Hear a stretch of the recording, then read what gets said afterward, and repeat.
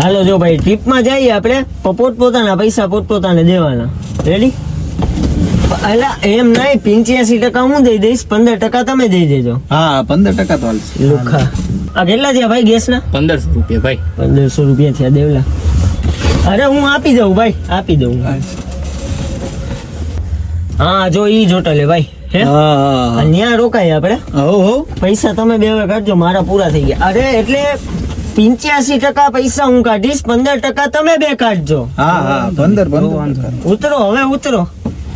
ફૂલ મજા આવી ગઈ ને ભાઈ ટ્રીપમાં? બહુ મજા આવી ભાઈ. હા તો હાલો હવે હિસાબ કરી લઈ. શેનો હિસાબ?